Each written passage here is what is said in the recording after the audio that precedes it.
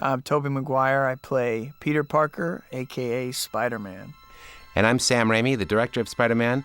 Today is July 2nd, 2004, and the picture just opened in the theaters, and we're about to have our first weekend. We're very excited to go see the film itself.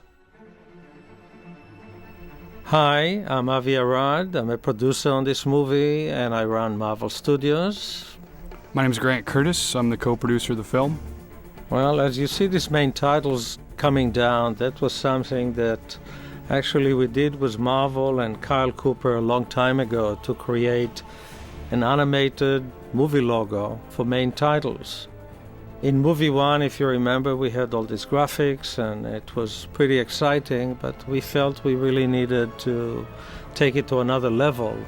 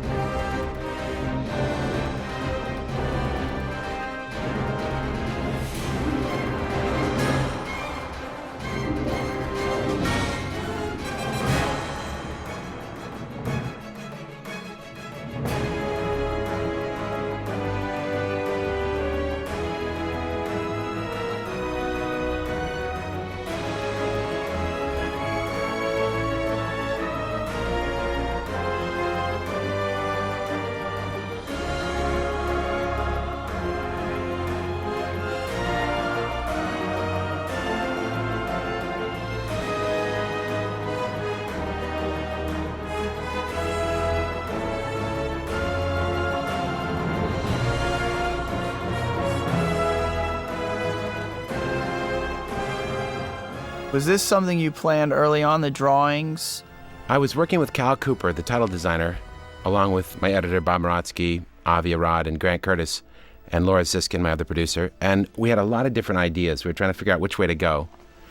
And one of the things Kyle suggested was showing a little bit of the comic book of Spider-Man 1, and we so liked that idea that it naturally evolved into that being the basis for the whole title sequence. Well, I think it's just great because for me, I watched it and it kind of brought me back to the first movie, reminded me of my experience on the movie, you know, as well as just seeing it. So it was good, set me up for the movie. Alex Ross did those paintings. I think he did a really good job. Oh, great. She only knew how. And I always like seeing myself anyway, so it was good to be there through the titles.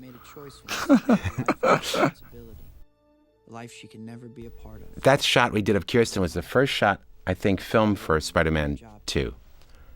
Before some of the train stuff? No, you're right. The train stuff in Chicago was the first stuff.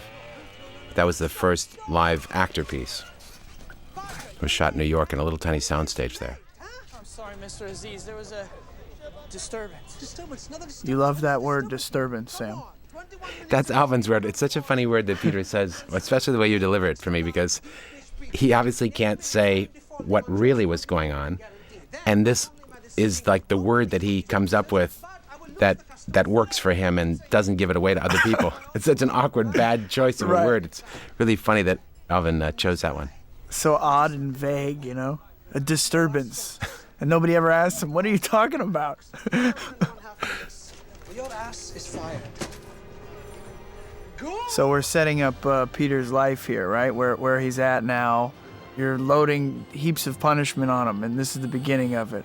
That's right. He's under siege because we left him 2 years ago, and he's like Atlas, Laura Ziskin is fond of saying, with the weight of the world on his shoulders. And 2 years later, when this film starts, we see that he's just been unable to survive under the strain of all of the responsibilities of both being Spider-Man and carrying on a regular life. This is all a bunch of great second unit photography directed by Dan Bradley, who's also our stunt coordinator. And when we were watching these dailies in New York, it was just really exciting to see this scene start to come together in this pivotal moment in Peter's life when we first meet him, and He's dodging in and out of traffic, and Dan and his crew really shot some great footage of Peter in New York.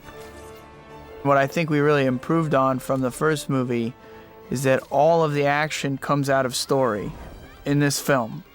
The first movie, you know, a lot of it did, but setting up the character, there was like kind of an arbitrary montage sequence in the first movie that you have to show because here's Spider-Man starting to fight crime. And in this movie, all of the action is part of the story, which I thought was great. I think it's interwoven much better also. After movie one, we all got together, and it's sort of a post-mortem of a great success. And it's sort of ridiculous, but you sit at the end of a movie that did $800 million, and you analyze all the things we think we didn't do well enough and what we want to do into the future. All the way from deciding visual effects, the last shot in Spider-Man 1. The goal was for that to be the worst shot in Spider-Man 2. But rather quickly we had a feeling of what story to tell because movie 1 kind of changed everybody's lives. We knew that the kids had aspirations. She wanted to be an actress and he wanted to move to the city. But here Aunt May is now a widow, Harry is an orphan. And we started the debate what to do with Mary Jane, make her successful. Let's give her a boyfriend. One of the interesting issues were to give her a boyfriend that is good for her or bad for her. I had this discussion directly with Kirsten. And I said, what's your instinct? And she said, I don't want him to save me, you know. I'd rather have a good boyfriend. And it's kind of a nice dilemma because he's a good guy, and if he sees someone who is good for her, maybe he should take a walk.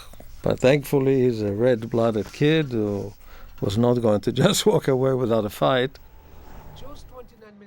Jeff Lynch storyboarded this sequence, came up with a lot of good ideas, along with a tremendous amount of other storyboard artists that all contributed to the visuals in the film. How many storyboard artists do you have working with you? Well, some would come and go, but over the course of the 2 years we were making the movie, they were always on. And I think the least we would have would be 2 at the end, and the most was probably 12. 12 at one time. Yes. And I think something amazing, too, I mean, it seemed to me you would work with them and you'd give them shots to shoot like a second unit or a third unit director, which I always thought was great. It seemed like you were really trying to help encourage people to take whatever next step they wanted to take. Yeah, it's hard to get a shot in the business as a director. No one will give you a chance to direct. You really just have to do it on your own and prove to the industry that you don't need a chance, and then they all want to work with you. So these guys who've been with me on a few pictures, sometimes I give them the opportunity, if they're really great artists and they put their heart and soul into their work, to actually step up to the plate and do some second unit directing. They all seem to come through quite well. Basically, Sam loves beating up Peter Parker. Oh, yeah. That's his thing. Beat up Peter. Let's see how long you're going to be a hero. Let's see what I can do to you. And if you follow it from the pizza losing his job, I mean, this great Dreyfus trial thing of taking his ranks away, Joe's Pizza, I mean, it was really, on one hand, it was fun. On the other hand, you really felt for him. He cannot keep a job. Here he finally sells a picture and he realized he got an advance, so again he has no money. I love the whole atmosphere of the Daily Bugle, and it's, to me, you know, high energy, comic booky. It's great, you know, it brings that kind of dimension into the movie. I really like it too, and I like the fact that J.K. and the others treat you like dirt beneath their feet. They really don't have time for Peter Parker. They don't know that he's the star of the picture. And if you want to see Sam enjoy beating up people, I'll cue when this. Sam actually took it upon himself to hit Tobey right there. Sam always likes to ratchet up the torture on his actors and everybody to a certain degree. So if there's anybody who's going to get the experience of taking a poke at one of his actors, he always jumps in there. I remember being on set and us doing that scene, and you just kept going, all right, now I want you to step on his hand when he's got his hand under the book. Yeah.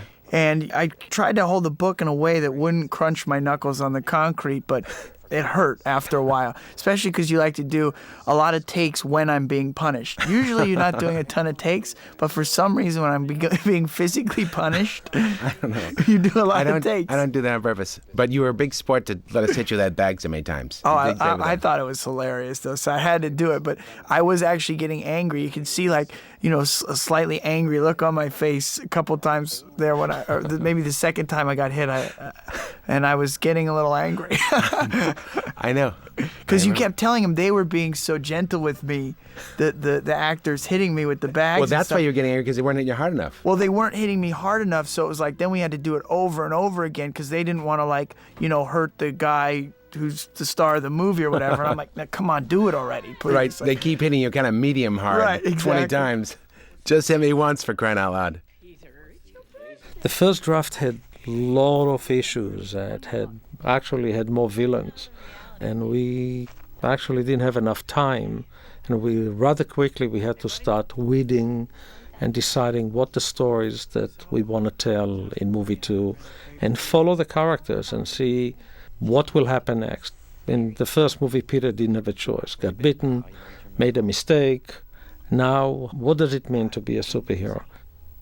A lot of our earlier drafts in the script had Black Cat play a very prominent role, but we quickly found out that if you're going to give Doc Ock his just due and make that a great emotional story and connection between Peter Parker and Doc Ock, we needed that extra script time to have that payoff at the end. So, and Black Cat was a tough loss because we spent a lot of time with her, developed a great story around her, and implemented her into the story. At the end of the day, it was best for the overall story to just focus on Ock and Peter. Well, Black Cat was supposed to be a challenge for Mary Jane and give Peter an opportunity at a different life. Alicia Harding is from a different social class.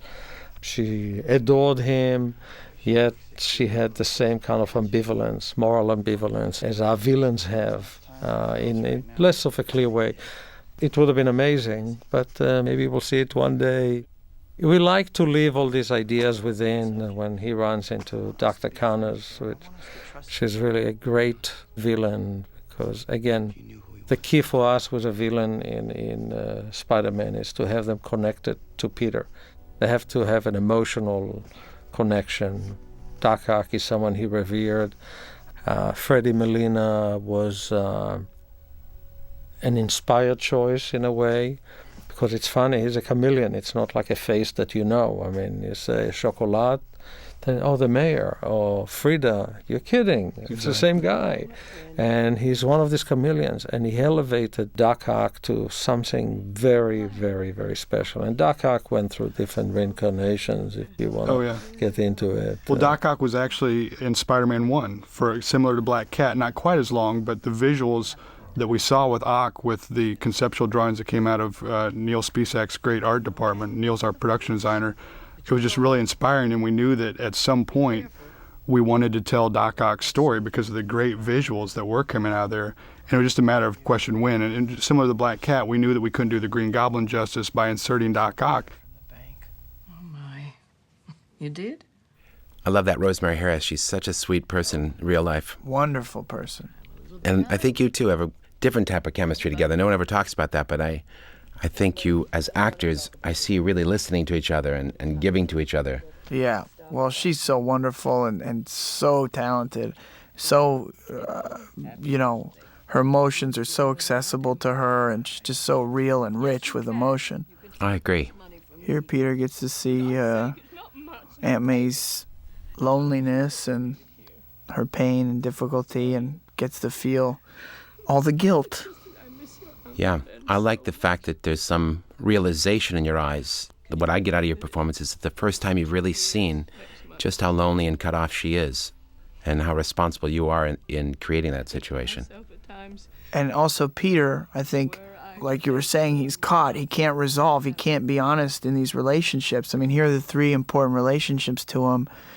And there you see the distance between him and Harry, and the distance between him and Aunt May. And I think it's showing a really sad, kind of lonely existence for him. He's doing this heroic altruistic thing of sacrificing himself for the good of people or society, and yet he can't even keep up with his relationship with his aunt or his friend or, of course, the girl the way I say it is he's achingly in love with. I feel that, Bane, when I watch this scene. Reminiscent of the first movie, backyard scene over the fence. I like that. We tried to recreate it, but 2 years later and how things have changed to contrast that earlier scene versus where you are now, where you both are now. She's so beautiful. The camera does love that girl. Whenever you photograph her, it's a dream for Bill Pope or any cinematographer to have her in front of the lens. Thank you, Sam. Oh, you're talking about Kirsten. No, both of you are that way. Yeah, more like they love shooting me because they have to work so hard. They get to really test themselves. You know, they have to paint. They become painters. No, not at all. I'm just kidding. Not at all. This is great, and I really loved it in the first movie too because it was a special time. It's the first time that Mary Jane had a twinkle in her eye for Peter. It was like young love developing. Right. Young love is so exciting because it's so dramatic. It means I know, everything. that's true. What's the first time you were in love? Boy, I don't remember. You can't remember? I'm getting old, Sam. Oh, boy. These people were so nice that let us use their backyards all these different times. I remember all the kids would swarm around you this time on the street. It was a big event for the neighborhood. They were so nice to us. It felt like coming home. Yeah, they were very nice. And I so appreciate you took so much time with those kids, signing autographs, and they came out dressed in their Spidey outfits, which I thought was really cool. Yeah, it was cute. Kids are great. I'm seeing somebody now. As a matter of fact, it was interesting because we did development on Dark Ark for movie one, but then a drawing came in from Paul. Paul Catlin. Yeah, one of James Archison's artists, an Englishman. That's good. And he drew Dark Ark. It's actually what's in the movie. Very rarely you have a concept drawing that you look at it and you say, whoops, I mean, wow, it's all there, including Freddy is not exactly Schwarzenegger, you know, exactly. Couldn't build his body. But Paul had it in a way that it showed that actually it's interesting to humanize him by saying it's not about the muscle is going to come out of there. It's about this feel, and it was very exciting to see the drawing and subsequently to see the electrical tubes right outside the studio and realizing where we are going. We really got lucky because this is a very tough role to pull off, what Freddie Molina did here. It's unbelievable. You had to totally believe that he's having social interaction with these arms. Otherwise, it would have been weapon. And in this movie elevates what was in the comics. In the comics, these arms were hands. It was obviously inspired by all these isotopes and radioactive energy and so on. Exactly. And this movie and the way we developed it, it became, when you say connected to my Sarabella, I mean, I think enough people get it eventually, but the idea was to elevate it and go into science to actually make sense. Today, artificial limbs, and that's what we went through. Oh, yeah. And I love Peter's apartment here and what Neil did with the design of it and what Jay Hart did with the set decorating. We got to remember our hero is a very poor guy, and he lives in New York, and set design and set decoration so reflects Peter's life. It's his personal life is a little humdrum, and his life is not being a superhero and trying to juggle his studies and his work. This is where he can afford to live, and so that's what was neat and exciting to see this set. It is a true reflection of where Peter is in his life. No bathroom. Yeah. And then in sound design, we added the subway, which is really for the neighborhood where he was. It makes sense for a building like that to be absolutely shaking every time the subway goes by. I mean, what is really interesting to track as the story progresses is just how Sam and the writers and Avi and Laura just continue to crank the screw down on Peter, and it's just one more level and one more hardship that he has to face. And sometimes it is as subtle as the sound design in Peter's apartment, which, the apartment is crappy enough, and all of a sudden, the L train goes right by his apartment. It's just just the little screws that continue to tighten, and you realize why he makes the decision he does, midway through the movie. We'll see you in Sweden. Alfred Molina. Powerful the great Alfred. Alfred Molina. Or, as we closer to him call him, Fred. I love when Harry plays this moment. Oh, He's yes. so big. Oh. He's big, but he's still real. There is a difference. You can still get big if you're real, in my opinion, Absolutely. And it was so bold of him to do that. One of the lines was, I'm sorry for the interruption. You said, no, you can't have me say that because it's too insincere. Obviously, I'm there. Right. I'm taking advantage of this opportunity created by my friend Harry. I know it's intrusive. The best thing I can say, to be honest with him, is I won't take up much of your time. Yeah. Increase in energy output. A huge amount of energy. Like a perpetual sun providing renewable power for the whole world. Are you sure you could stabilize the fusion reaction? Peter, what have we been talking about for the last hour and a half? This is my life's work. I certainly know the consequences of the slightest miscalculation. I'm sorry, I didn't mean Donna Murphy's a great actress. She is. She was great. And it really was great for Peter, from his perspective, seeing the life he could have here. I mean, in a way, Dr. Octavius is a scientist who's researching and developing important things, and he's in love with his wife, and his wife supports him, and it's the kind of life Peter would love to have, or part of that kind of life, Yeah. Peter, tell us about yourself. Do you have a girlfriend? And we have a little family gathering here that turned out to be so wonderful. In 5 minutes, you feel like he found a little family. And they talk about love, and this, Peter doesn't know, do I have a girl? Maybe I don't have a girl. And it plays beautifully here. And literally, this is a very short scene that sets you up for the rest of the movie. You know that Peter not only is spending time with a man he looks up to, but he understands the love between a man and his wife. He understands the connection.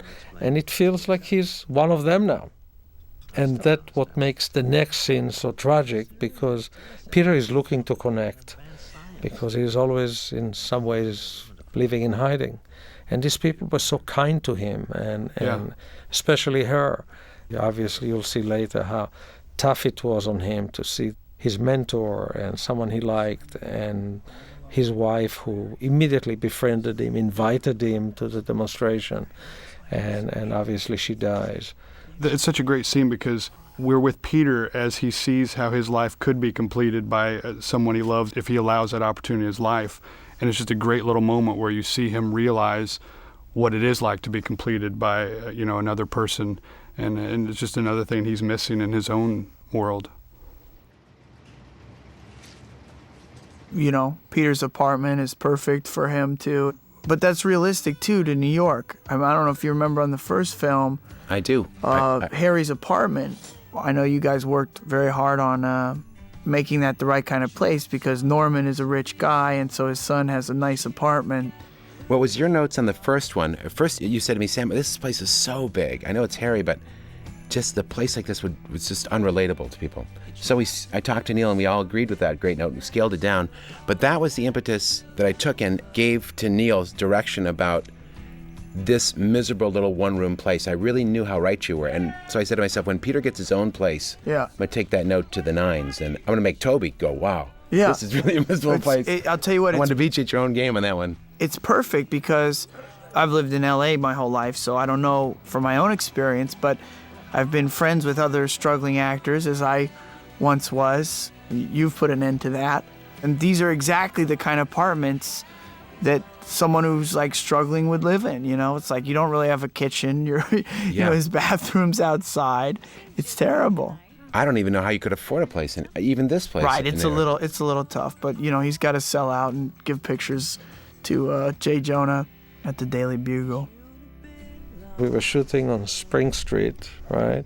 And Willem Dafoe, out of nowhere, is walking home and just looking at us. What are you doing here? Well, what are you doing here? Well, I'm going home. Yeah. He's the walker. And actually it inspired bringing him back into the movie and doing more with him than initially was planned. That turned out to be a spectacular scene. I know we yanked you apart on the wires there. That's your own stunt. That was a tough flip, wasn't it? Yeah, I mean, it's tough just in the execution, trying to get it right, because I know he's Spider-Man, so it's not like you just flip around and it can be sloppy. You flip around and it's got to be an absolute perfect flip. I didn't think you could do that. So I said to my AD, Eric Heffron, I said, well, let Tobey try it, but I don't think it's going to look graceful. You know, I don't think anybody can do that unless they're a trained gymnast. Right. And yours looked better than his, and that's why I used yours. That's great. And this particular scene is shot in downtown Los Angeles.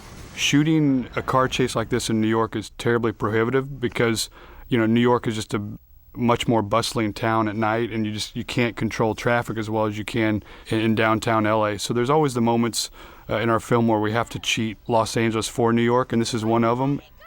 We always like to shoot in New York as much as possible, but there are budgetary constraints and just, you know, traffic constraints that don't always allow us to shoot a scene like this in New York. You can imagine what closing down 5 blocks in New York would entail, and it's just a little easier to do in Los Angeles, so that's where we shot this scene. That's the first time we used web balls. We were looking to do things that we didn't do in movie one. You see certain poses of Spider-Man here that are very different. We looked through all the art in Marvel books and archives to find moments, and you'll see different ways of him moving and jumping and flipping. I missed the shot of you pulling your mask off. Remember that? Oh, yeah. That last shot was a plate in the foreground. We tilt down, and there you are driving the damn thing, taking the mask off. Yep. Because I wanted to connect with you again, and I sometimes wonder if people know how you got that car. Yeah, they without get it. that shot. I've heard them in the audience. How do you know? Do you really know? They laugh. As soon as the car pulls up, they laugh. And here is this crazy scene. What's interesting about this is just how much detail goes into making a film of any size. The play, The Importance of Being Earnest, was really put forth by Laura and Alvin, our screenwriter. And if you ever read the play, it's funny how reflective it is of our storyline about people being not exactly who they are, not presenting themselves as they are. And it's just a neat little just parallel entry to our Spider-Man story. Just let me in, I'll stand in the... How was it working with this guy? Oh, I loved it. I loved it. And it was so funny. I like watching you guys work together because you kept working at trying to make it funny and bounce off each other just right and realistic. You know, he's so fun and funny and relaxed, but he's like a really hard worker and kind of like a worrier, too. He seemed like Oh, doesn't he seem that way to you? seemed like a little bit of like a worrier. I mean, he's having fun, but he's also like, he wants to make it good. You know what I mean? Yeah. He's really like working hard on it. He's a dedicated actor. Yeah. I love your reaction to this. Yeah. Danny Elfman's music is very moving to me here. Do you like shooting on the back lots? This was on the Universal back lot. I do, because as a kid, you know, I'd go to Universal Studios or you go visit a studio, and it's like, you know, you imagine there's a lot of film history there, and so it's kind of fun because you get like the history of Hollywood and making movies, and you get that kind of feeling being on the back lot, you know? Right, that's true. I have the same respect and admiration for all those great pictures that have been made here. And one of the neat things about the outside decoration of the theater there, just the little subtle winks Neil will give to the crew members, our mechanical effects guru, John Fraser, was one of the people in the play billboards there. He's dressed up as a woman, and the billboard just says, Jay Fraser is especially effective. And it's just funny to see this big, strapping man dressed up in women's clothing and plastered on the billboard by Neil. It was a great little touch. I remember how often we had you run again and again to make this happen. Well, that was a tough one. I know. For some reason. It's just a weird, tough one. Just running 2 blocks at full steam all night at 3 a.m, it can get you after a while. You never said anything, but I knew it was exhausting.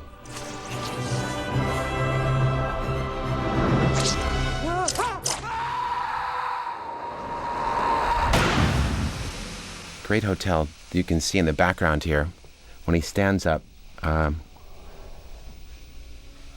Waldorf Astoria, that's it behind him. Oh, wow. If you look up, you'll see the lights on in 4 windows. That was my room up there. Really? I left the lights on because I didn't think I had enough light to illuminate the building. So I pulled on my drapes open and turn on all the lights so I'd have something up there. Oh, that's funny. Let me try and see where it is. You know what? I think I already missed it. That's it, over your head there. Uh-huh. That little strip of light. Oh, how funny. That's where I was staying. By the way, back to that last shot we had, I don't really love heights. I will say, I don't mind swinging around on wires, but I don't like standing on the edge of buildings. Oh, that was impossible. That's my least favorite stuff. Hal Sparks played this role. This was great. There are other versions of this scene that we shot that are so funny also, I thought. We shot a lot, right? On this one. He just had so many ideas. And you played so great off of him. It was the hardest choice in the world was deciding which take to use. So we didn't want to cut it. We just wanted to be trapped there. Looks uncomfortable. With you. It gets kind of itchy. The music. You've done a great job in tailoring your performance for the outfit where you can't see the face. I thought it was just on the money for me. You know, we talked about it, and in the end, it's no different because your behavior is going to come through. Is that what you figured out? Yeah, just play the scene. But aren't you playing it bigger or not really? Not so much.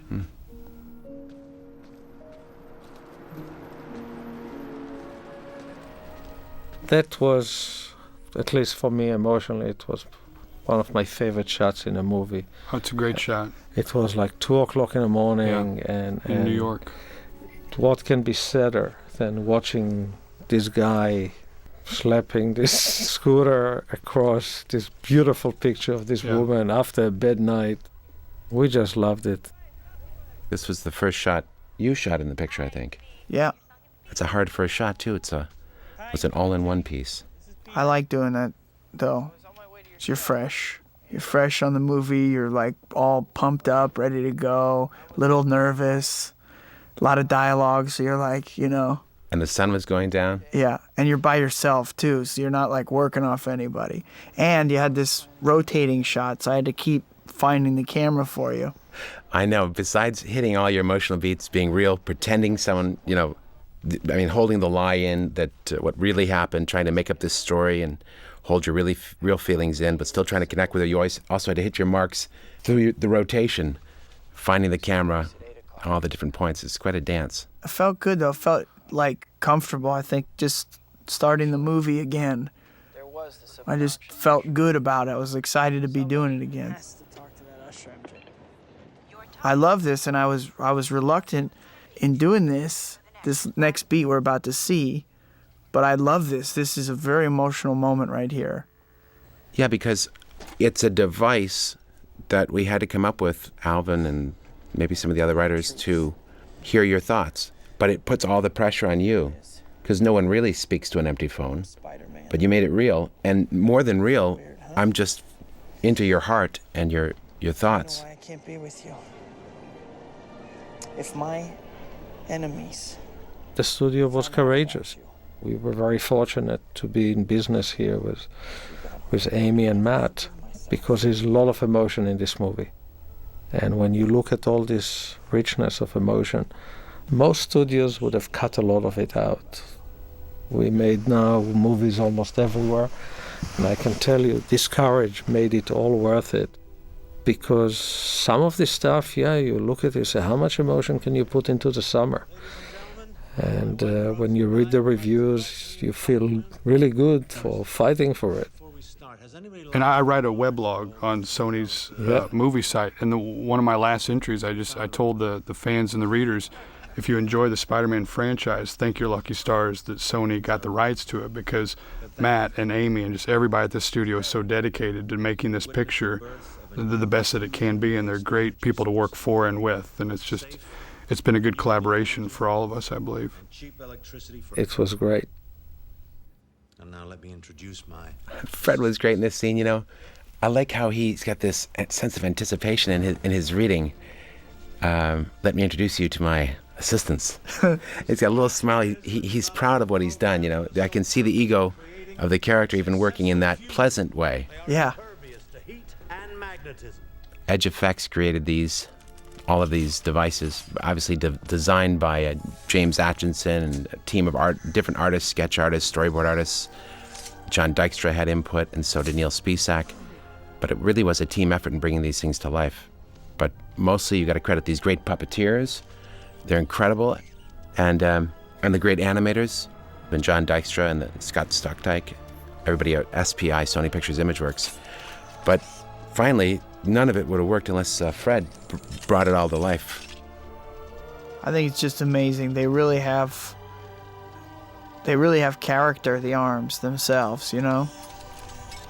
Yeah, I thought I was very impressed with how it turned out. It's such a goofy, kooky idea, but when I watch the movie, I feel like I'm into it.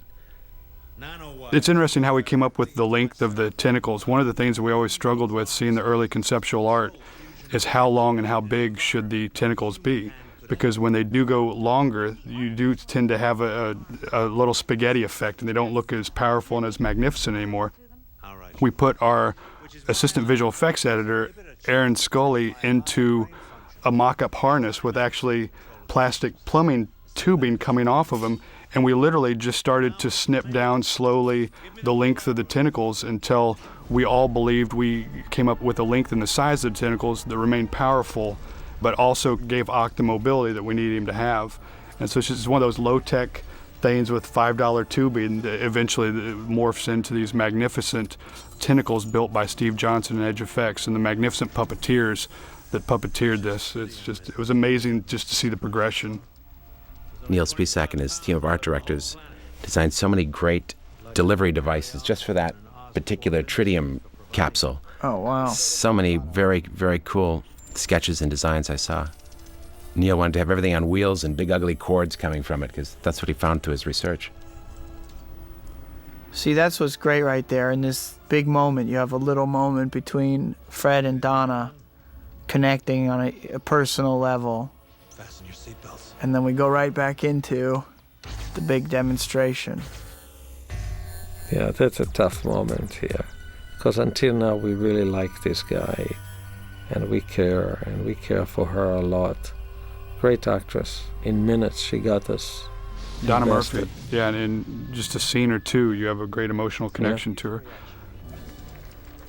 And this is something we really didn't struggle with in the post-production phase with John Dykstra, but we definitely spent a lot of time about how this fusion ball would look, because it is such a pivotal point in his whole scientific career, and it's also what leads him to his downfall. And so we spent a lot of time with, what's the best thing for this to look, and what's the most realistic way for it to look. And Peter's always the first to notice the insanity that's about to ensue. The paperclip. That paperclip actually, bizarrely enough, took us a lot of time to film. Sometimes it's the inserts that are the toughest. We had a string tied onto it, just a little bit of monofilament. And, it was one of those things just to pull off the realism of it. And it just takes longer than you'd think, Yeah, that's where CGI many times is like, it seems like easier to do almost everything. Yeah. But I think Sam really loves mechanical effects and try and shoot it right through the camera. And not everything can be done. That today it's a luxury to be able to shoot stuff like that through the camera. Yeah. I like that moment with Harry. You realize the insanity that he's actually delving into. When Spider-Man just saves his life and this doesn't change anything. It's just a good moment. It's a quick moment between the two of them, but you do realize where Harry is going and the deep-seatedness of his hatred for Spider-Man. I don't think Harry felt too good about it. No. It's he doesn't know what ungrateful man. He really is. I don't know. What's wrong with that guy? Doesn't he know Spidey's just trying to do good? I just guess he's got some problems. Can't get over. What a great shot. Thanks. Had a lot of help. Animators, CG artists, Bob Murawski, great storyboard artists. What's interesting is if you see his storyboards and some of the animatics, and then you see the film, it's just, I remember we were making another movie with a new director, and I said to Sam, what will be the best advice you will give to a first-time director? And he said, just tell him to stick to the storyboard. And Here, obviously, on a movie like that, there are a lot of storyboards, a lot of animatics. Is really where Sam delves into what the word means, how do I show it in a picture. But it's just his own conviction is right there, because many of these scenes, you see them frame by frame, and then you look at it and say, it's just unbelievable how he stays to the plan, how early in the game he already has it all in his head where it's going. Yeah. It's just very comforting when you make movies as complex as these. And this hospital sequence is actually the first scene we shot for Spider-Man 2, and it kind of morphed into, it went from a test shoot to an actual shoot, because in the beginning we didn't know what the puppeteers and the tentacles would be capable of mechanically and what we would have to do with CGI. So this started out as just a massive test to see what is and what is not possible with the tentacles. And we realized the puppeteers, they had been working really hard, and they were so advanced beyond what we thought. We thought, test or no test, we should shoot this. So it did morph into an actual shoot, and we shot this probably 3 or 4 months before we shot any of the New York footage, which we started with for the film. This is a great sequence. A lot of people say this is vintage Sam Raimi. It's great. It's a lot of fun, and it's horrific, going back to like the Evil Dead stuff. I learned a lot making those horror films, a lot about suspense and how to deliver a scare. Probably, I'm guessing you could put the budget of maybe at least the first 2 into this scene. Yeah, You true. could make Evil Dead 1 and 2 for the cost of this scene. The nightmarish quality of Oh those my arms. gosh. I can't even watch that shot. She did a great job. I always doubted mechanical effects would come up with some way to make it seem like her nails were raking on that linoleum, but they really did it. I think it was wax, soft wax they used, I think. It's fun, it's scary, this scene, and also you're really establishing the characters of these arms. I mean, they're really coming to life here. Yeah, it was important to show that there was something to be feared, those arms. And also, and I don't know if the audience understood this or not, but the idea was that they were acting to protect themselves, and he had no knowledge of it. I don't know if I made that clear enough, that he was awakening now to see what they had done, and was horrified at it, and was now kind of trapped with these things.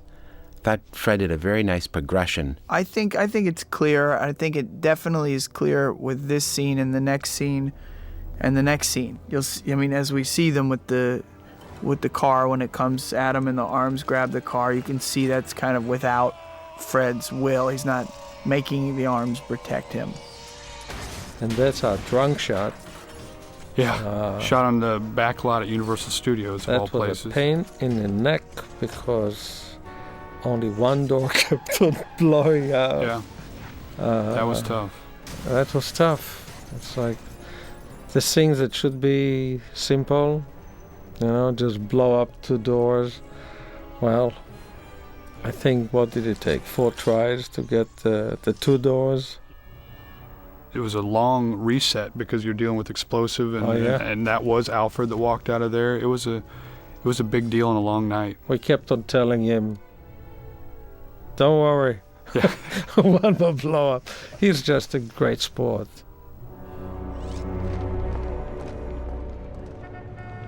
I like that Robbie wises up to you a little bit, starts becoming suspicious. I thought he did a very good job of adding a layer of interest to his character, some sort of minor development, and that he feels quite sad, I think, when he realizes the hero is gone forever. Later when he finds that mask, I see it in his eyes. Yeah. He really does a lot with a little. Here's Ted Remy, who's a very funny guy. Good luck charm. Yeah, it's really fun to watch J.K. and Ted play off each other. It's a good little comedy team.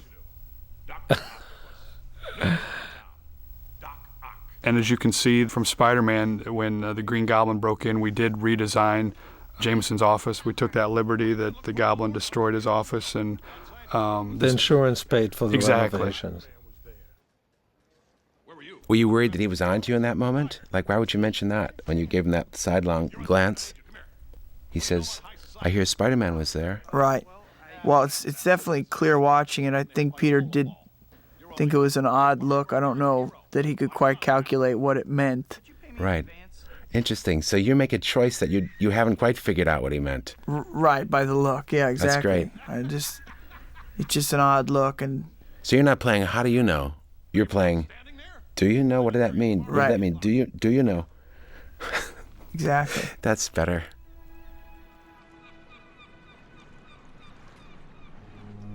This is another great set. Yes, this was shot on the old Esther Williams soundstage. Fred did a good job here, I think, performing against these invisible arms that weren't really there. And I think this performance of his was as challenging as oftentimes yours are, though he doesn't get many of them, where he's got to react to things that aren't there and get into his head and unfortunately speak aloud his thoughts and still make it palatable for the audience. Well, Alfred says he likes working with imaginary things and in front of green screen or whatever because he likes hearing himself. That's what Alfred will say. He likes the sound of his own voice. He likes hearing himself. That's great. He's like a great old radio actor, you know. I feel like he's the Charles Lawton of our day. And this is like the birth. This is incredible. Freddie Molina, all of a sudden you realize you always have to hire a good actor. The rest will come with it. Because what he does take seamlessly us through in this scene emotionally is at the very beginning he is looking over the water, all downtrodden and almost wanting to end his life. And then these tentacles do start talking to him and convince him that, you know, it wasn't all his fault and he is a genius and Peter Parker was wrong and it wasn't his fault. Alfred does take us through to that point at the very end here where he has been convinced and now he is the evil mastermind that we're going to see throughout the rest of the film. And to go from that emotional arc was just really, it's really a joy to watch. Also bear in mind, a lot of this acting is done without the arms. So it's like a state of mind. Sometimes we'll have a physical one so he can really relate to the location and stuff. Yeah. So. I love this set. I think it's great. It's like the old abandoned warehouse, it's a pier, but I really like it too. It's half sinking into the water. Neil actually built it at something of an angle. He wanted it to be sinking more, but we couldn't work under those conditions. It would just be too tough. Didn't you have one of those in Darkman? Yeah, it's this usual villain's lar. I like it. Routine. But I like that there's multiple levels built into that set. It gives it a lot of dimensionality. Bill Pope lit that also. How great is working with Bill Pope? It's a pleasure. He takes your ideas and, like great actors, makes them better, brings them to life. We appreciate that you've just opened up a new Super Saver account with us today. I really like this moment. I think this may be one of my favorite moments in the picture. And I like your reaction. You just have to, you just are enduring that humiliation. She couldn't get the loan. She had a scheme with you, some low scheme to open the account. Maybe that will fool him, and it didn't. And she tries her last play for the toaster. And you were the smart one. You said, Sam, I think 500 is too much. It's got to be 300. Right. You were so right. So sad. Couldn't even get the free toaster. And it shows like how naive they are too. They're both very naive people there, I think. I like that it shows kind of a lower side to your character, actually, too. You're naive, but not beneath trying to make a play for the toaster. They're trying to manipulate a situation, but they just they're not savvy enough. This is absolute classic that usually we don't have a chance to show. The classic in the books is that something happens and Peter Parker vanishes. And you think, okay, chicken shit, that's a hero. And all of a sudden Spider-Man appears and so that was such a great opportunity for Sam to play this moment. And obviously these guys say, yeah, your kid is some hero. During this sequence, I had to dump a lot of these gold coins on Fred's head because these bags are supposedly exploding around him. Dump after dump. And they really hurt. You drop gold coins on some guy's head by the bucket. It really, it's like heavy pieces of metal. And we shot this scene in a bank in downtown LA, and I don't want to keep hearkening back to Neil and his talented team, but what's really interesting about these films is none of this is there. You know, the bank is there. It's beaten up. It's old. It's decrepit. And Neil and his team come in. They add this beauty to it, and make it into what looks like a really majestic-looking working bank. And it took them probably 2 weeks or more to get it to this level where it looks this great. That's great. I was excited when I saw some of the storyboards and animatics, seeing the hero and the villain take hits and fly across the screen like that. Because I always remember in the Superman movies, that was my favorite part, when I would see one of them get hit and fly, 150 feet across somewhere. And Yeah, they had that in Superman too. That was so cool. I saw the trailer for that. It blew me away. Yeah. Thought, I gotta see this picture, man. It looks like a Superman comic book brought to life. Yeah, that stuff was so cool. But I love Richard Donner's first Superman too. I mean, that was just incredible to me.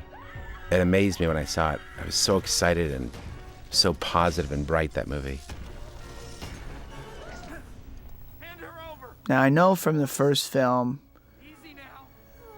you really wanted to step up the action a notch and utilize the character of Spider-Man more, because he's such a unique character, and the things he can do, his abilities and his movements, and, that you wanted to utilize. Oh, that was Stan Lee. There he is. Quick little shot of Stan Lee.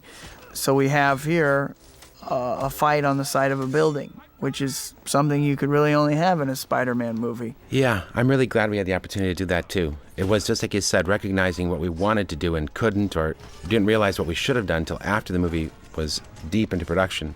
And that's the great advantage of a sequel, is being able to do those things, to not repeat your mistakes and create what really you think the heart and soul of the thing was. And I think you and me did that too, in the performances and how we plotted scenes out. I think we got to the core of Peter Parker. Obviously you, but in general, I think that's what we're working toward. At the end of movie one, when we had our meeting to figure out what we didn't get enough of, and the number one thing we felt we didn't reach in movie one was Vertigo. So you'll see in this movie a lot of Vertigo, a lot of point of view to understand the height and the depth in New York and the danger of what Spider-Man operates high up there, and what would it feel like? What would it feel for the audience to look down at the street? It's a level of discomfort that deserves to be in a Spider-Man movie. I think Sam did a great job in following this goal, saying we want Vertigo. Well, we got plenty of Vertigo, both for Spidey and all of us. Rosemary, what a trooper. She loved all the stunt stuff. She just had a blast. I couldn't believe it. Always wanted another take. Let's fly again, Sam. I'd get exhausted just watching her.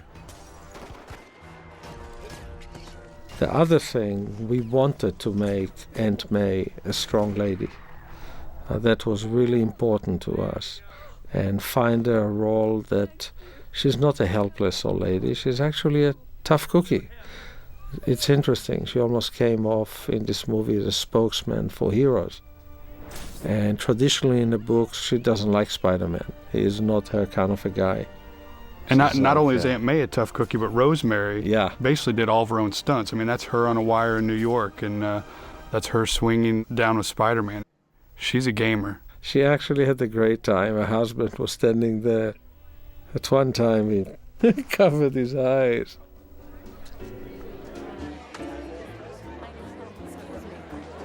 This is a great bit, too. I wasn't sure how it was going to play when... Look at this Peter Parker. The lens cap's on. He couldn't get his little snack. And that progresses through the scene with him trying to get his little snacks and stuff. I'm so glad you went for that.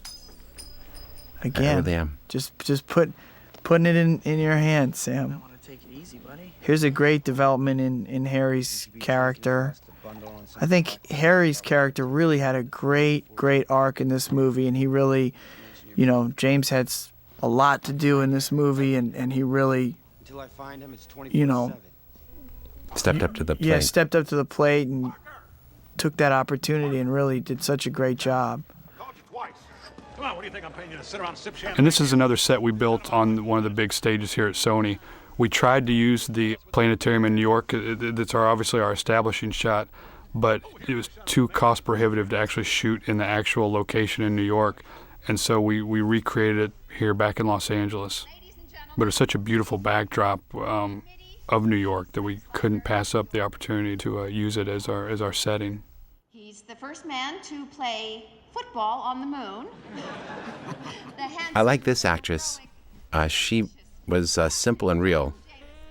She seems exactly what she purports herself to be. This New York socialite who's with this fundraiser. It's a small part, but I need great actors to fill in those small parts to make the fabric of the thing. It makes a difference. I think, it's that all the details which can really unravel a film and make it not believable. But here comes more punishment for Peter Parker. We did shoot the exterior of the planetarium for this. This is exterior New York. Once again, freezing cold. After each take, the actors would run into the warming huts. And actually, we started shooting. Mary Jane had a beautiful dress on, but became impossible. So we put a coat on. Yeah. It was just brutal.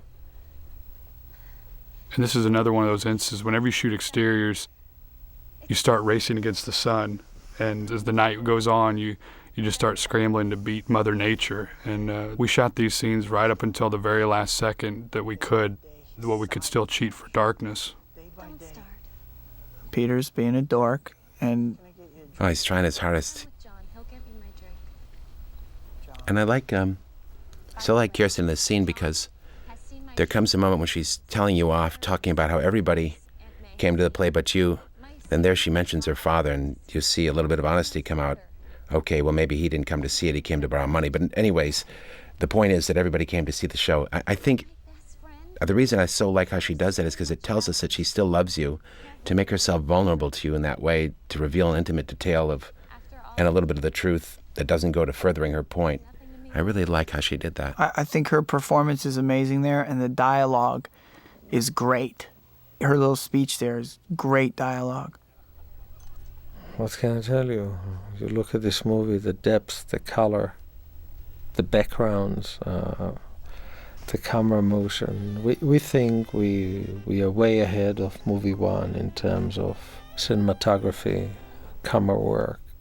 What's great about Bill is the degree to which he studies the actors, in which he studies the sets and the locations. I mean, he'll spend countless hours with Neil, discussing how Neil is going to build the set, so he knows the camera angles he can get and he knows how he's going to light it. I mean, one of the very first things we did on the film when Bill started up is Ozzy and Guanzo, our storyboard and animatics coordinator, and myself, we just started going through old photographs of Kirsten and frame grabs of her old movies of where we thought she looked her best, and Bill would study those and study the lighting that cinematographer, that photographer used, and just the degree to his dedication is just, as Sam says, it's contagious, and it's trickled down, the degree to which he wants his best work to be put up there. And what was really a joy for me on working on Spider-Man 2 is this is my fifth or sixth film with Sam, and every film that I would do with Sam, he would always want to get Bill Pope, but Bill was too busy doing The Matrix or other films, and just the schedules never jived. And they finally did on this, and just to watch the shorthand between the two of them on set, the familiarity they had with each other from Darkman and their other films, it was great to see the two of them in their element together. I do think the music is quite great because it's not, it doesn't push you too hard, It just kind of accenting what you're already feeling. It's not pushing you to somewhere you don't want to go. It's really kind of perfect, it's kind of sitting with you. It's in the same mood that you're in. Oh. Now maybe we should begin talking about, this is a third moment that his webbing hasn't worked, I think, the third moment so far in the movie. Right. So we went through a lot of discussions about this, and I know you were thinking about it a lot and kicking around different options. Yes. And we were trying to figure out just how curious Peter would be at each of these incidents. Can he shrug off the first one, but not the second one? So busy in battle as he doesn't have time to question it too much. Only now when he's alone and the stakes are low can he really explore what's going on. And not that it matters, but this is a very dirty alley in downtown Los Angeles. Oh, there's rats in that alley. That's an ugly place. I shot Liam Neeson in the same alley in Darkman. Really? As he staggers out of the hospital and his face is burned and he finds a coat in a dumpster. That's a nice cut right there. I like that. I didn't know if we should actually go to the apartment. Now, I remember on the set, I was talking to you about it, saying, I've got a cool cut. I think it'll say that this bothered you more than just the moment. It'll bother you all the way through, into the evening. But then I said, but why is that good for us? I started to lose faith in it. And you said, it's very good because it says it's not just a momentary thing. Because I was saying, should we end it in the alley here? Right. And you convinced me to no, go ahead with the plan. And I think it did have that effect. It now seems like it really troubled you. It helps us going to the doctor. It's something that's been plaguing you. And we see it and feel it. This was a troublesome scene because the script was so long, but it had good material in it that was funny and insightful. But for the good of the whole, we had to trim this down. I think you and I knew we would do that at the time too. Then we had a plan, remember? And I forgot what the plan was when we got to the editing room. I don't remember what the plan was, but I remember we had one. It had to do with where we would cut.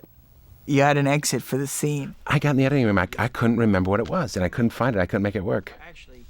Now, I also think it's interesting that you would cut back to Doc for the building of his machine, and you're tracking his character, and as well you've got Harry's storyline, as well you've got Peter's webbing is starting to fail, and I just think the balance of all this stuff in this movie is so good.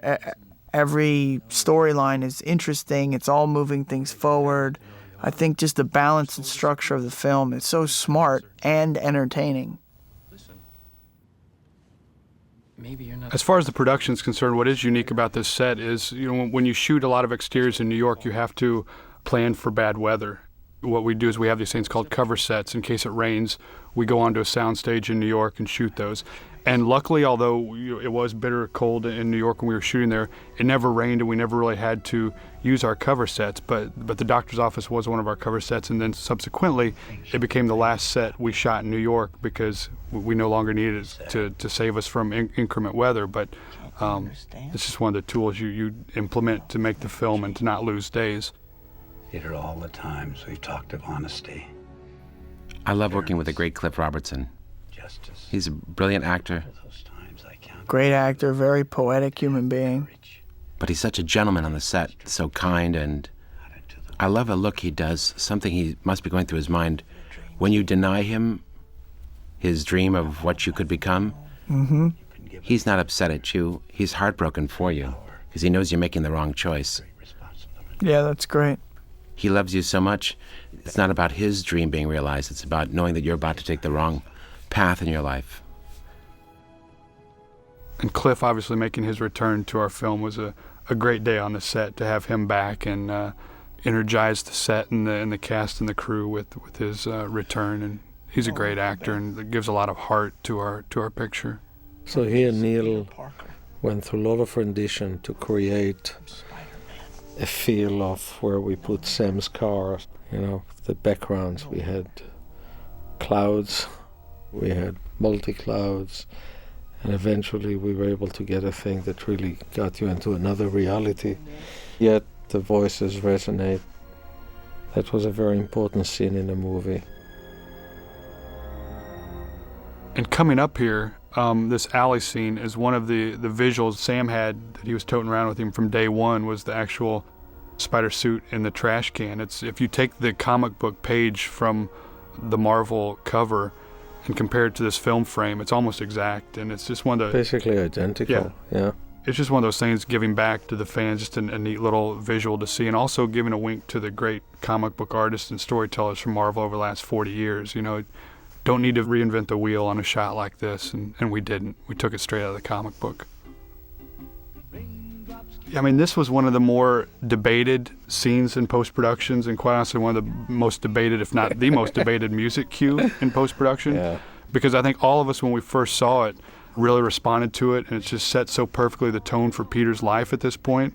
But then you do start to second-guess yourself in a positive way. Is this song and this moment the best for the movie.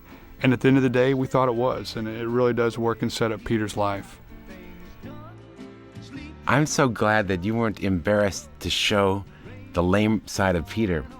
Look at that. That's just so funny to me. It's funny to me, too, because it's like, I've got to get back to being Peter Parker.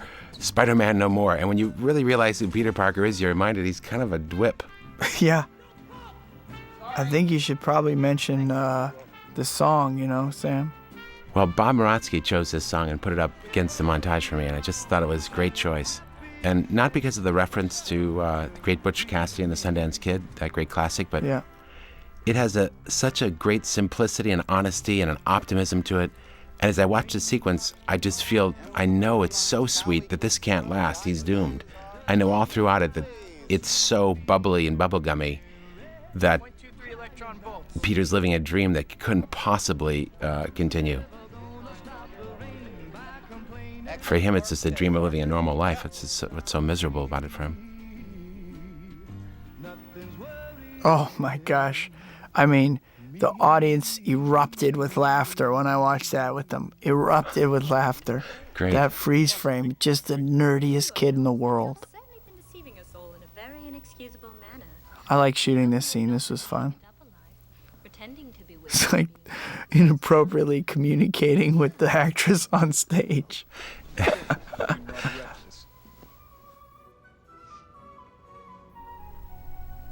I think what Sam did here was absolutely genius. We are in a theater and the two of them are absolutely alone. Just the two of them. Everything behind it just takes backstage. The way it was shot, I thought it was great. You almost forgot that you are just the two of them there. Look at this. It's awesome. You were so wonderful. This is in New York. This is Chinatown. Just such a beautiful backdrop with all the great lights and stuff, just to play a scene against. That's one thing that Avi talked about, the Vertigo, that thankfully, he was really pushing from the start so we can get that aspect of Spider-Man's life. Another thing that we wanted to do again is just open it up to more of New York and just show where Peter and MJ do live and their life and their backdrops. And it was just a great location chose by Neil and his great locations manager, John Fidenich, and just showing more of Peter's life. Imagine you getting married on a hilltop. And who's the groom? You hadn't decided This yet. was shot in Chinatown in Manhattan, and it was a real challenge for Bill Pope because of all these different colored lights, and Neil Spisak had to bring in a lot of these neon pieces to really light it up in an exciting way. It had that suggestion already in the city, but he really raised it a whole level. Picking up where we left off. Where was that? We never got on. You can't get off if you don't get on, Peter. I don't think it's that simple. I love doing all the scenes with Kirsten. She's so good. So good, and it really brings life to this movie and these characters. I think the romance between Peter and Mary Jane. And I agree. That's everything for me. The electricity that you two bring, the chemistry, the desire, watching you guys play against each other is what it's all about for me.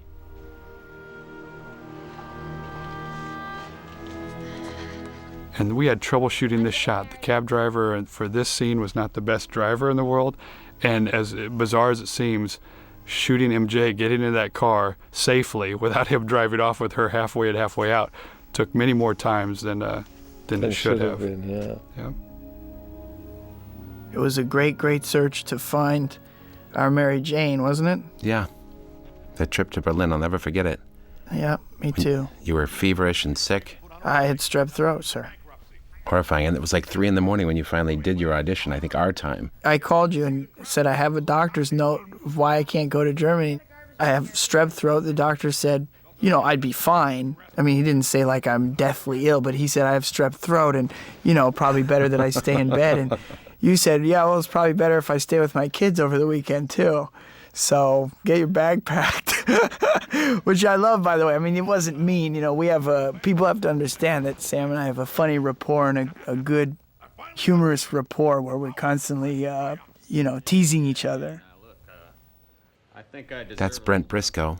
I worked with him on a picture called A Simple Plan, and he's just a great actor. He really has a tremendous amount of depth and range, but he always gets this typecast into a very particular part. And I'm no different casting him in this role. You spend any more on this thing, you can pick the daisies off my grave. Get plastic. Gotta go, big story.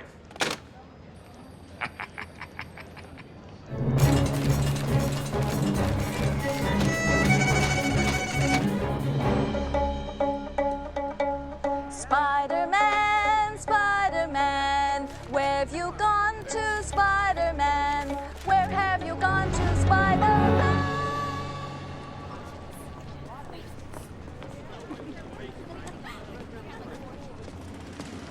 Come on, man. Get the money. Come on. Ah, give me. Help!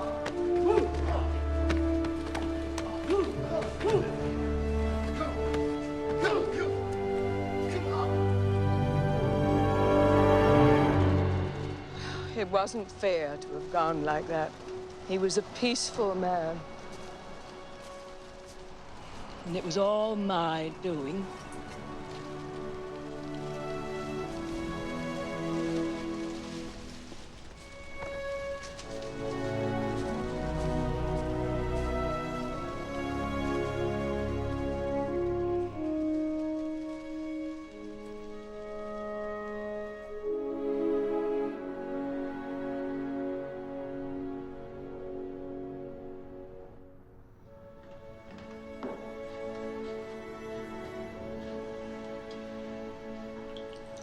Aunt May, you don't have to punish yourself. Oh, I know I shouldn't. It's just that you wanted to take the subway and he wanted to drive you. If only I had stopped him, we'd all three of us be having tea together.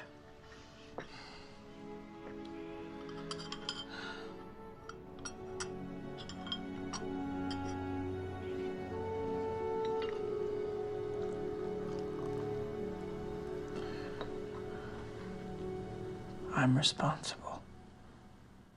That was a tough scene, but we all knew we had to deal with it. We had to deal with the retelling of the Uncle Ben story. And again, this is one of these moments that you think, is it too long? So you take it out, and you do the same thing without it. Grant and I looked at many things, the before and after, again and again, and so did Laura and Kevin, and all of a sudden, you take it out because you think maybe we're becoming too emotional. And then you cannot see it without it. You just know it's right. I won the money, and the guy wouldn't pay me. Then he got robbed. The thief. I really liked how you helped this scene, too. I think Alvin wrote a great version of it, but then you worked the dialogue. I remember we were sitting at your trailer, making it a little more specific in places. Mm-hmm. I remember Alvin had written, I wanted to impress a girl. And you said, well, it's Mary Jane. She knows Mary Jane. Let's make it specific as much as possible. And that's always the right choice. And more than just that line, you helped work this with me to make it just slightly more real and specific. I thought it was much more effective afterwards. One of the things I love about working on these movies is that it's a collaborative process. And I know I've heard you talk about you don't possess Spider-Man or the character of Spider-Man, that it's all of our movie. And, you know, for me and all of us, we look at you as the captain of the ship. And as the captain, you let us come to you with all of our ideas, which is a great environment for filmmaking because we all feel like we're filmmakers, not just, you know, craftsmen or artists to do that single job, but that we get to express ourselves through you. And, of course, you'll use your discretion and shoot down my bad ideas and all of our bad ideas. But everybody working on the movie feels free to tell you anything, any opinion or any feeling or any expression we want to give to the movie you'll consider, which I think is a great thing. I definitely do that. I say immodestly, but I don't do it for the to be nice. I do it because when I'm surrounded with great actors and great technicians, it's my way of making the movie great. There are so many insights you're going to have about Peter Parker I would never have thought of, or that Rosemary here will have about May, or the combination of these characters. I need it. I count on you guys. I feel so comfortable with this particular group. That's really why I'm looking so forward to the third one. I know I'm surrounded with the best actors, the best technicians in the world, and I feel comfortable with you guys now, much more so than on the first one even, where I felt comfortable. Just one more little chore. There's a lot of theatrical, acting, miming going on in this movie. Like Fred, obviously there was no tentacles on him and no giant reactor. That's Bill Paxton's dad, John Paxton. Really? Yeah, I really like him. He's such a funny guy. Oh, that's great. Sweetheart. But Fred had to pretend that whole scene, mime it really, just like you when the wall's falling. Yeah. 'Cause I remember the dailies, you just had like this stick on your back or something. Right. And you're holding up that wall while giving this performance. Sometimes there was a set piece on you, but other times you had to fake it, which is what's so funny about those early acting classes, where you pretend to be a piece of bacon and sizzle.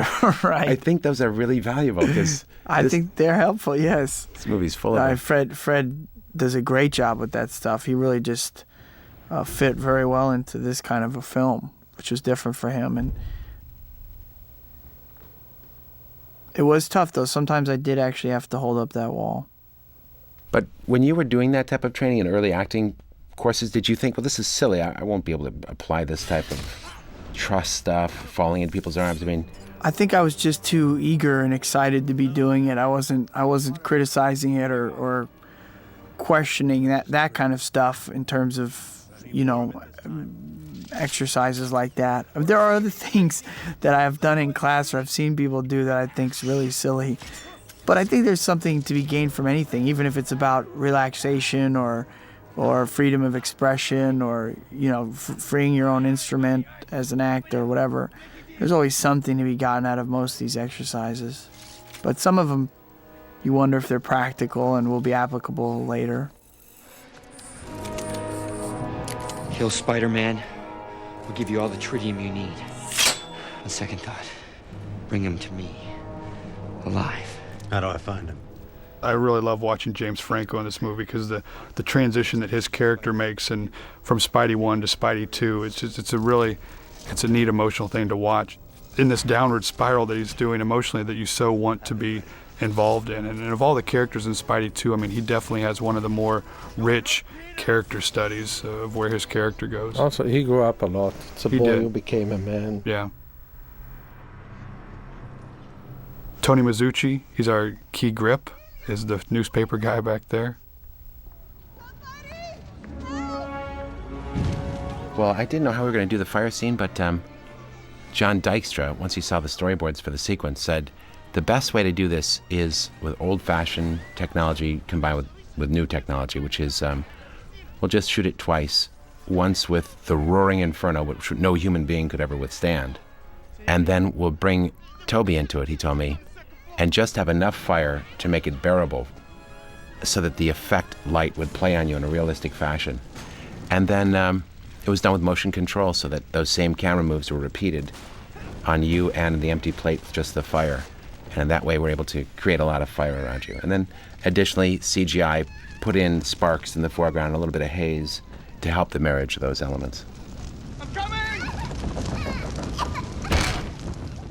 A lot of fire, but the safety experts here at Sony, they scrutinize as they should all of our shots in these particular areas to make sure it's safe both for cast and crew, because the conditions, even though Tobey was never in there physically, although we would do some smaller burns with Tobey in there, the cameraman and Sam and John Dykstra and John Fraser, they are in there.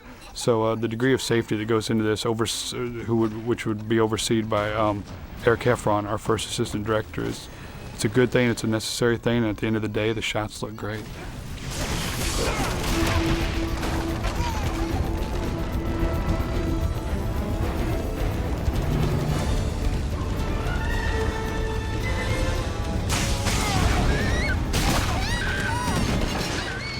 And our fight choreographer, Dion Lamb, this is his daughter.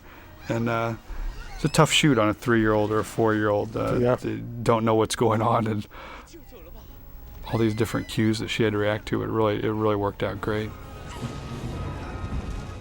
That was a lot of fire. What's your average prep? What will you do to prepare for that scene? Well, there's my prep before the movie, which is all inclusive of the entire film. And this is a different circumstance because I have the history of the first film, so I understand the character and his relationships very well. Right. But let's say getting to know the character, I kind of count the prep for the first movie for this one as well. So I read the first 4 years of the comic books. I would read each individual script probably, a dozen or so times. And then I will discuss or write about the character, his history, his relationships with each person, how he sees the world in general and how he saw the world historically throughout his life, how he sees the world in each scene or each section of the movie, what the arc is, what are the overriding things that the character is going through, what is he learning, what are his conflicts. That part of your process I know a little bit about because that's when I meet with you in pre-production. Yeah. I see you've got these pages of notes and we talk about, you had a question, can this scene be here where this is your goal? Isn't it in conflict with some of these earlier things that we've agreed upon? Right. I love when we meet on those issues. It helps me understand what we're doing too. Well, and it helps me too because a lot of my questions and stuff are just me getting more familiar and clarifying what's going on, what's in your head, because I have to be in sync with you. And then the actual scene, once I get all that kind of beginning prep out of the way, the actual scene doesn't require a lot of preparation. Then I'm just...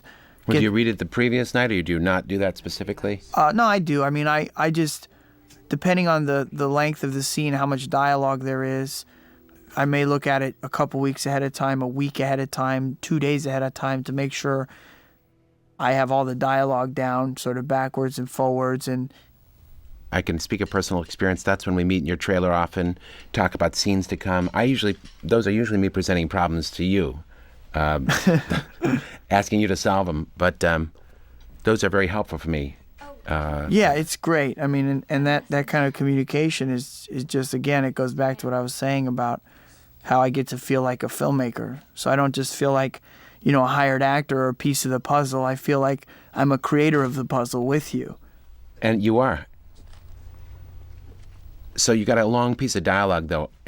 How do you run that with somebody night before? No, I'll just read it over and over and over again, kind of flat, without thinking too much about how the scene will play, and just get the dialogue down. Mostly I just do that myself, or maybe I'll run it with a friend or whoever's around, a coworker, a friend, just for the dialogue, just to get the memorization of the dialogue. Without any emotional attachment or readings. Right, or any preconceived idea of how I'm going to play it. And then with the backstory of where is Peter in this scene, what's going on in their relationship, what does he want, what is he trying to achieve, and then I just forget about all of it and show up on the set and trust that it's already there, that it's living with me. When do you know if you have it memorized or not? I guess the night before you know that you either know the lines or you don't, obviously. I don't actually, I'm really pretty good with memorization, so, a scene that length, I could probably, after my initial prep where I've already read the script like a dozen times, I can probably read that scene over 8 to 10 times, just read the scene straight through over and over again, or run it 5-6 times and read it over 5-6 times and have it pretty much memorized.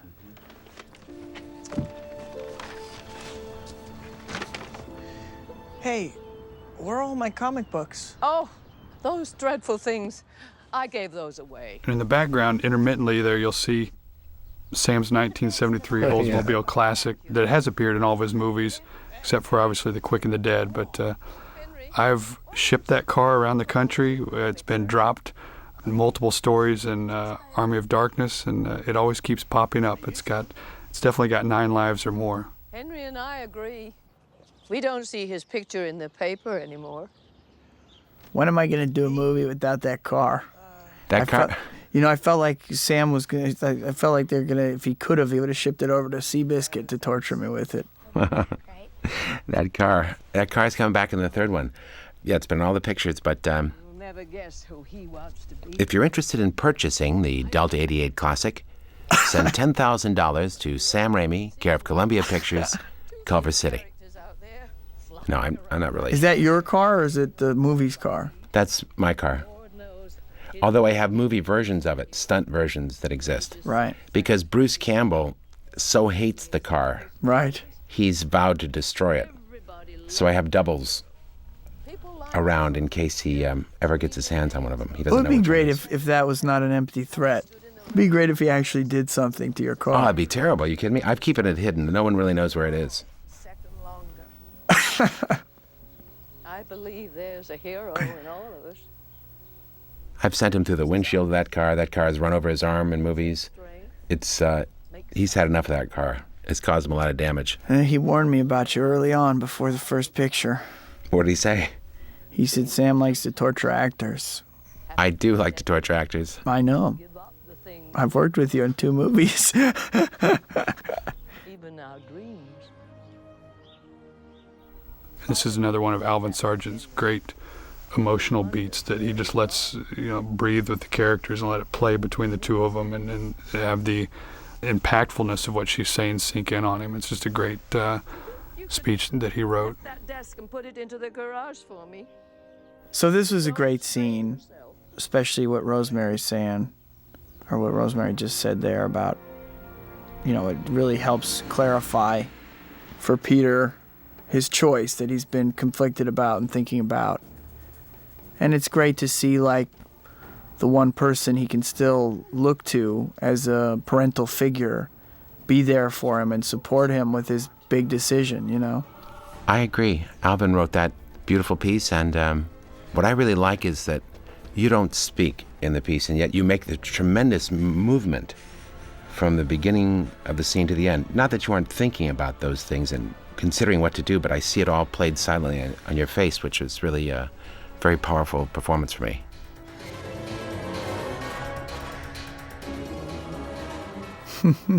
Dan Sweetman helped me board this scene. This is great. And very funny.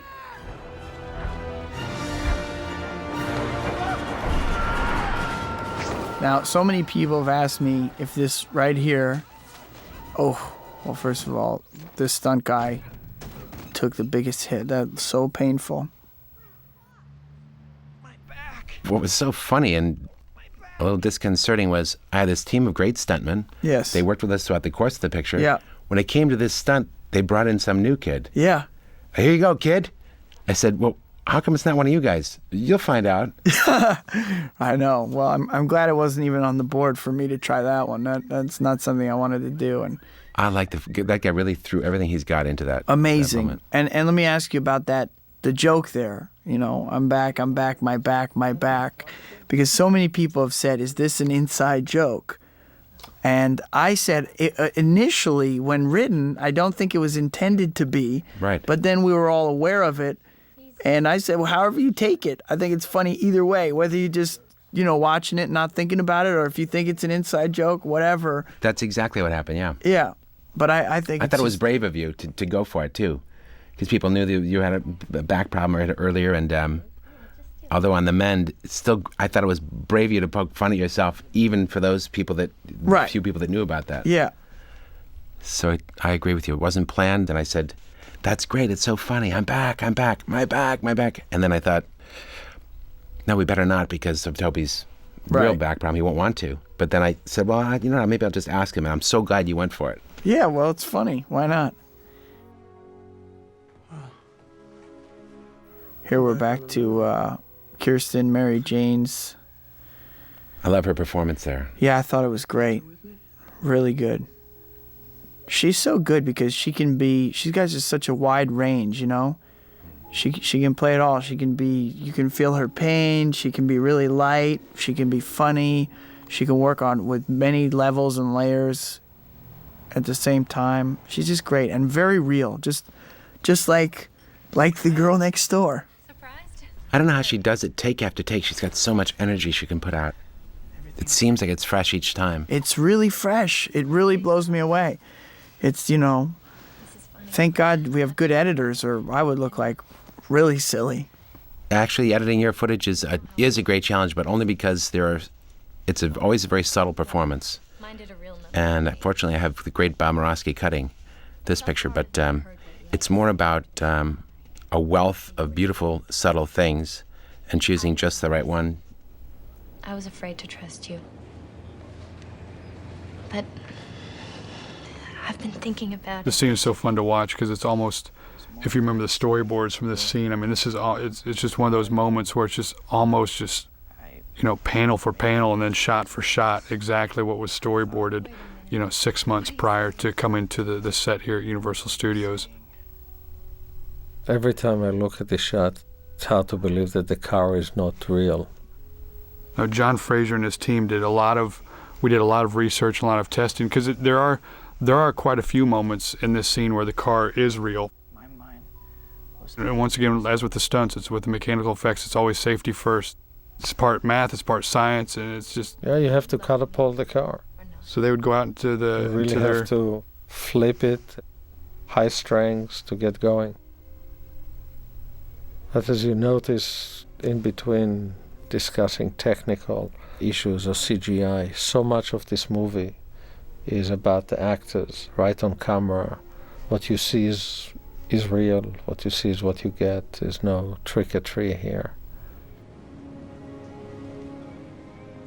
I really like making these Spider-Man pictures because the studio lets you and me make our little independent film, which this is. Yeah. And which I'm completely satisfied with it. I wouldn't want to do anything different if it was a little independent picture. Right. And then we can make our blockbuster, you know, action, fun stuff around it too. It's so much fun. We can make a comedy, a drama, an adventurous story, a coming-of-age story. And the studio's been so supportive throughout this whole process. I never thought they'd give us this much freedom to do what we wanted. It's pretty amazing. The film really just breathes and goes through the relationships and the characters.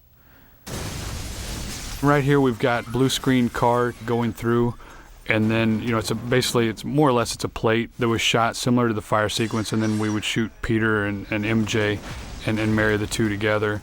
And then back here we're live with everything.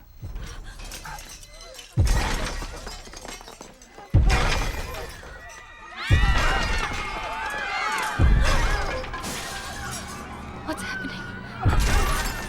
And then once again, this is just another hugely practiced stunt between, you know, all the stunt guys and Alfred on the Aquawalk rig. Those are CG tentacles. And just a lot of coordination, a lot of familiarity that Alfred had to work with the puppets and the Aquawalk rig to make it look seamless, because it's definitely not easy. I want you to find your friend, Spider-Man. Tell him to meet me at the West You were a Side sport to let me yank you across that cafeteria. I know it wasn't easy. I'll tell you, you learn to just go for these things, you know, because a couple times we do it where we do it half speed, 3/4 speed, full speed, and when you get to it, it's like, you know what, just yank me faster and harder, because you know that's what it's going to take for it to look good anyway, so you're just like, let's go right for it, just like ratchet it up as hard and fast, and I'm going to throw myself, and, you know. I wish more people knew that. I think it just takes experience to realize that's the best way to go for it. Because otherwise you just got to do it 800 times and it's never satisfying. And ultimately when you go, the great experience is you do it a couple times, you go watch the movie and you go, I wish I had just given 10% more. That's what I'm always thinking about, the things I do. Exactly. I love this portion of the movie because it's kind of what begins the third act, and you realize that everything's back to where it should be right now, and you know you're getting ready to go for a great ride. And it's a great shot with the glasses, a great metaphor. Back to him. That's it. Don't mess with Mary Jane. Do you remember we reshot this close-up? And it wasn't for performance, I just didn't have the right size on you. I needed to be closer. I remember that. It was an embarrassing request I made. I said, I just shot it wrong. It's this one. You know, you're actually behind there in the plate. This is actually the take of you coming forward. I just matted you over yourself. Wow. But you're a little smaller in frame. Filmmaking. It's all my fault. That's one of the reasons I love being an actor, because you go and you shoot it and you're not thinking about, while you're sitting back there like plotting the whole thing out and envisioning it and putting it together, I'm just experiencing it. I'm just going and doing it, experiencing it. So I get two joys. I get the joy of doing it, because I have fun working and I love the working experience. And then I go watch the film and it's a surprise to me. It's like a whole new thing. To you, you know, you're watching it the whole time. You're in the editing room. You see the movie 470 times. I go in the theater and see the movie for the first time all over again. It's like a brand new experience. How cool. Yeah, it's awesome. I love it. I'm always nervous when you're looping. And with some of the other actors too, Kirsten, Rosemary, I want them to really like, I don't want to be complimented or anything, but I don't want them to be disappointed with what they're seeing in the those little snippets of what you loop. Well, it's been good so far for me, Sam. One of the early things I did when working on Spider-Man 1 was come up with a pose book for Sam and everybody to reference, because the drawings that the Marvel artists have done over the years are just amazing, and we always wanted to recapture that both with the stuntmen and with CG Spider-Man. I have a book on my desk that's about 2 inches thick of pose after pose that Sam likes or Avi likes or other people like, to just portray the strength of Spidey and his grace at the same time. This was a kind of an incredible combination of stage and CG. Once again, for the clock tower here, we're on the Sony Stage 27, and then below, that's all CG City. Those aren't plates, except in the background a little bit there are some plates, and it's just another marrying of the two together. Here's what we're talking about again with Spider-Man and his unique, this unique character, and using him for this fight on the train. I mean, I thought this was brilliant, because you're going all over, on top, around, through the train for this fight, and you couldn't really have that with any other characters. And this is, one of the best action sequences I've ever seen, really. Wow. And I'm not saying that I really didn't have much to do with putting it together, So I just think it's great, and I think this is a real. To look at the first movie and this movie, I can just see you going, okay, I'm gonna up the ante so much. I know you just let your imagination fly on this movie. Well, I had so much help with this sequence. Like everything in this picture, it's made by 1,000 people. Even that little detail right there was so cool, where Spider-Man pops out, shoots the webbing to hold himself on the train. That is cool. I really like that, cool. too. And that move, Jeff Lynch came up with that move, that particular one. Really? Yeah. Oh, that's great. I saw that. He came up with it on his own. I went, that is so cool. What about where the train just passed and he did that little where he was flat against the train, the other train passed? That was boarded originally by Steve Markowski, who really, really helped me with this train sequence. That was great. He's a genius. What about the sliding on the ground and this catching back up to the train? All that was great. I just wanted to drag you. For some reason, nobody liked that, but I really liked it. Really? Yeah. I love that. They gave me a lot of flack about that, but I really wanted to do that. Oh, they're wrong. That poor girl. Oh, just so cool, man. This is such a great sequence. The toughest part was that we didn't have a script yet. We had to board this and shoot this because there were so many effects that unless we started immediately, we would never have time to. We couldn't wait for the script. When did you shoot this stuff? In November or December or something? That's right. It was November of 2003. Is that right? Or 2002. 2002, Sam. Yeah, November 2002. Oh my Lord, 2002. The other movie was just showing still. It's just coming out on DVD. Weird. A lot of great CG artists worked on this sequence, along with Bob Morosky and Jodie Fidel.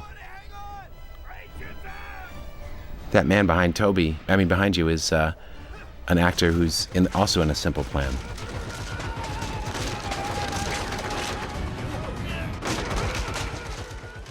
But this sequence is just a huge technical undertaking and a huge accomplishment, both on the mechanical effects side and with building this train that rocked on the stages here at Sony, incorporating it with the Chicago plates, and merging that with John Dykstra's visual effect work.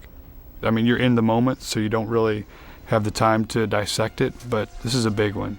This is huge. That's probably, to date, one of the most exciting action scenes in movie history. And I've heard you say the pier and this scene were the toughest scenes or sequences to shoot. This was the toughest to me because it just felt like we shot this scene forever. It just never stopped, I thought. And it's all blue. It's all just, I would imagine it'd be a very hard scene to perform in.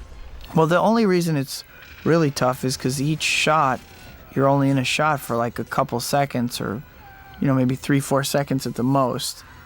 So this is an example of where I'm not even sure in what order things are going to be sometimes. And you're just telling me, okay, do this, do that, or this is where we're at here. Or... I know, it's really hard, I imagine, to get into a moment in this giant puzzle, and you've got to be this particular piece of this collage, and you've got to be on the money for that moment. I can't imagine how you do that. It's easier for me because I've got it all plotted out, but I don't have to jump into the emotional moment of it and deliver it on the spot. Well, and I don't know how easy, maybe easier for you, but it seemed very complicated.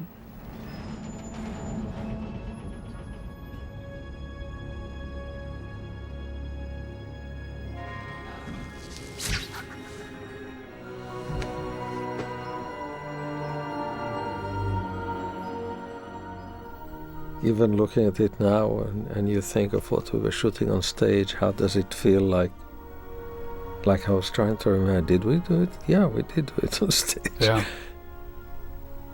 Looks so real. It was very complex, choosing which style car. We had to think about, well, where are the windows? When he does the stunt of coming out the window, how would that look if it's a lower window? Different cars had different advantages.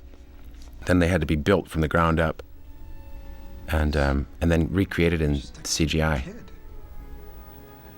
So I guess this is a pretty big deal, right? People seeing Spidey, Peter Parker, as Peter Parker here.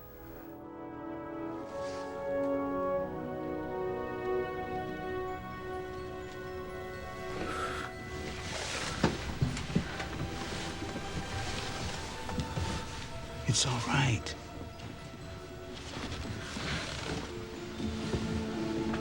We found something.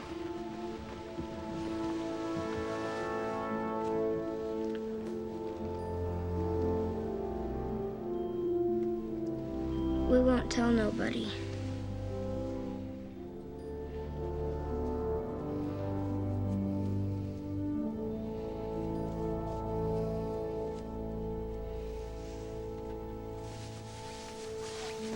It's good to have you back, Spider-Man.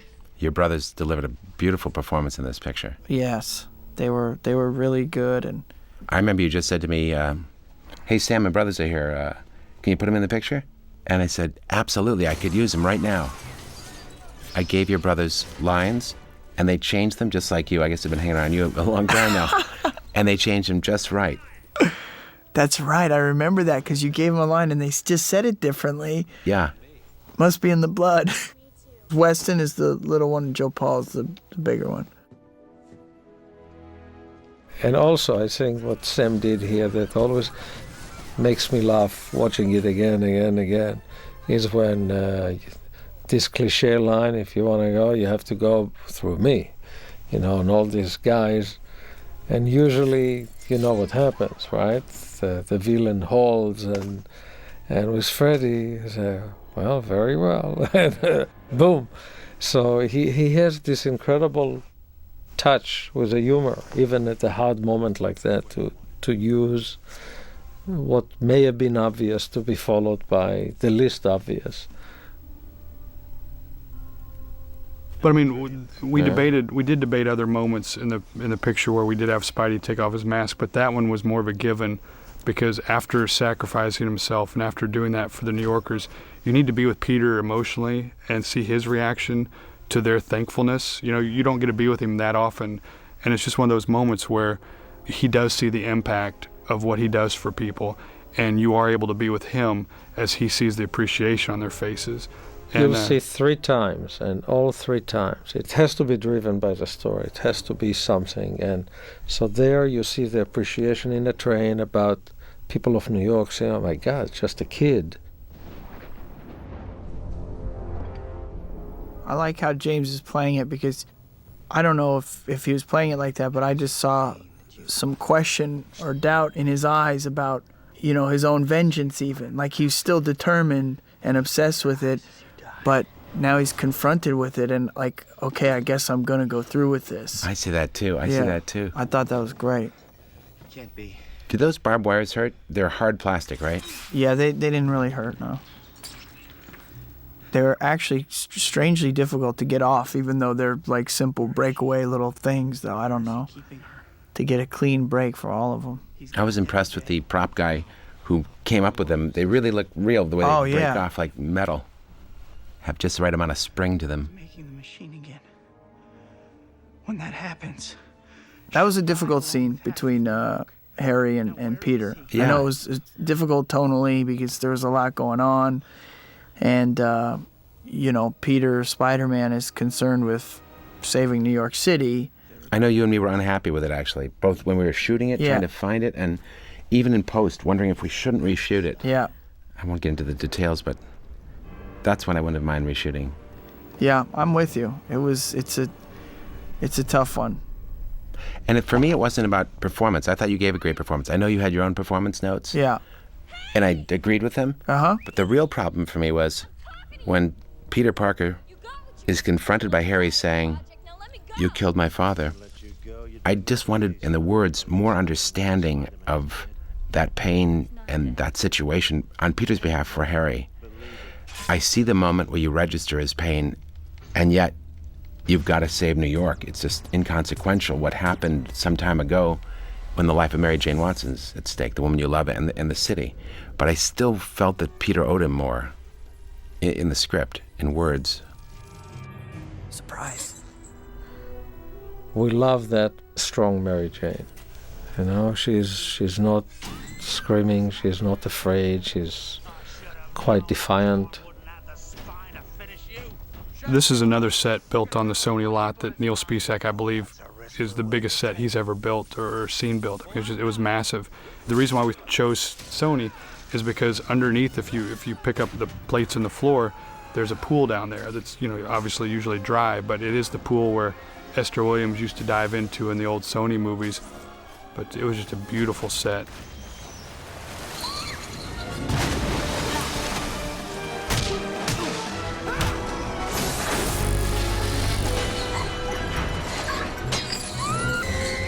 Kirsten doesn't get tortured as much in this movie as she did the first, but this was she making up for it.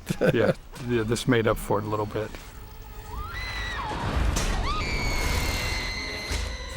This was because it was the last sequence of the movie. I never really had time to figure it out. We were scrambling. We were scrambling, and it turned out very good. Stunts and effects and how to put it all together. But I think it really worked out very well.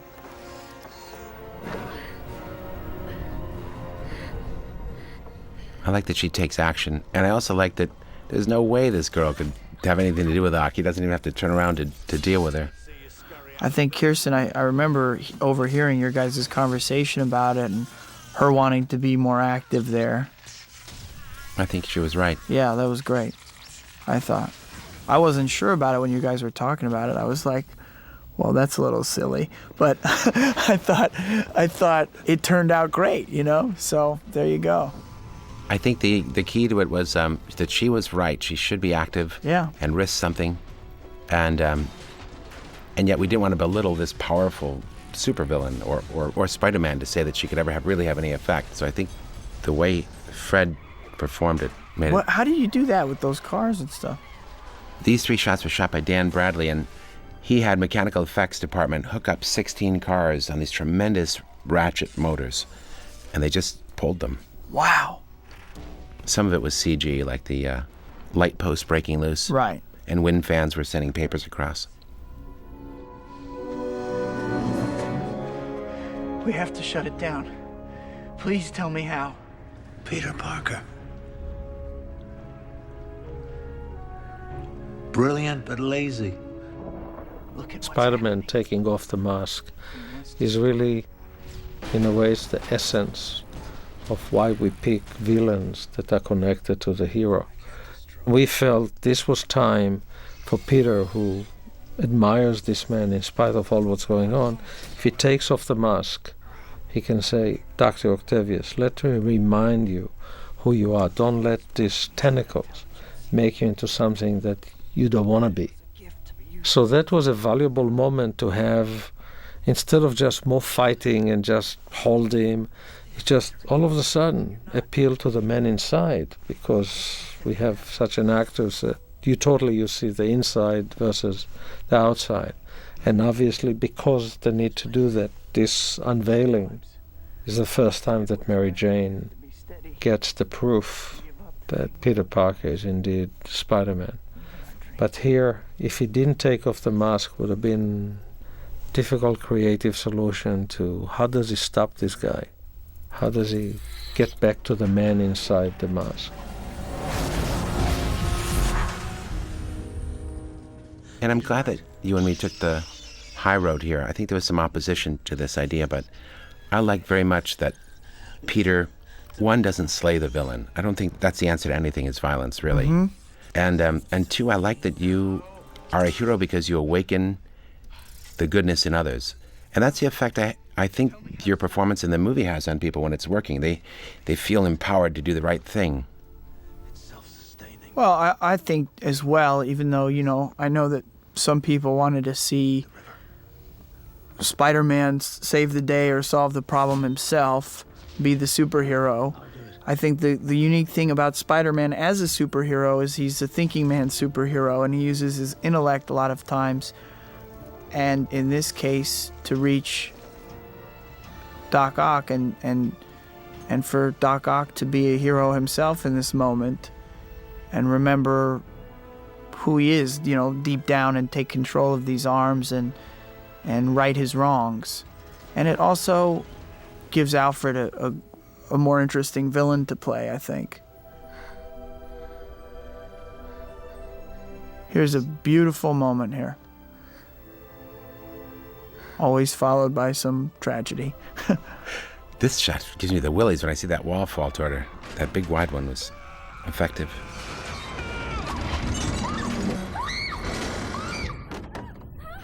The other thing we didn't get in movie one is a show of strength. What can Peter Parker do as Spider-Man? That was a great opportunity. This is really heavy. Did this get a reaction? Huge laugh there. This is really heavy. Good. Huge laugh. Was there a little laugh on high? Yes. A nice laugh there, and then this is really heavy. You really delivered that good that line. It was fun. I love that scene. I always did. Very well written and... Michael Chabon came up with this scene. Oh, it's great. In case we die. You do love... Enough things happen here that it's not about killing the villain. Spider-Man doesn't kill anybody. It's about the man within the villain. That's what we would always like to keep. That the man within the villain finds a moment where even he has to do the right thing. And hence, that's why you take off the mask. Because if Peter can get back to the man that we all met at lunch, the man he reveres, then this man will take responsibility and try and undo what he did. He cannot take back the life he's taken, cannot bring his wife back. But what he can is stop this madness, and as he says, I would not die a monster. Because the guy in between, without the accident, was a good man. And the accident is indeed an accident. It's not like he set out to be a villain. So it's very important to bring that to an end that is dignified. In movie one, Don't Tell Harry. The man was nuts, but the last minute it was like, don't tell Harry. The father came out. And we really believe in this is no ultimate villains. Things happen, bad circumstance, and if we can still reach inside and see the humanity, that's what makes an interesting villain. And part and parcel of that, too, is over the 40-plus years now of the Marvel Comics, there's so many great villains that are still untapped. We've only really used two, and I don't think there's any real need or belief on our part to save any for any reason. I mean, this is a comic book movie, and who knows what will happen in the future, but there's so many more to come. We want to explore the other 40 years of the Marvel villains, and instead of like rehashing stories that have already been told. But we'll see what happens, you know. See, many years from now, a grandchild is going to be producing Spider-Man 16. Yeah. Someone may find Doc Ock's papers, and it will be Ducky Ucky, the young one, coming back. We can bring them all back. That's the fun thing. But for this movie, it's the right ending, and if that means the death of Doc Ock, so be it. It's about a movie at a time. Yeah, you never say never, but there's so many new, fresh possibilities out there that we look forward to the next one.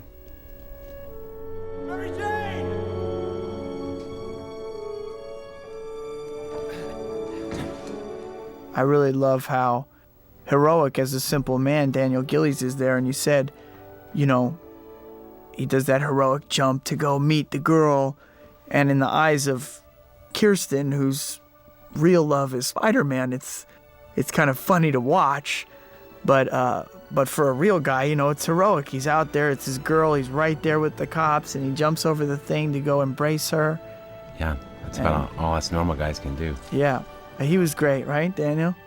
I liked him very much. He was a real gentleman, good actor, and a great model of everything, you know, Peter isn't, unfortunately. You know, he's successful, he's admired by Jameson. You give me a funny look. Yeah.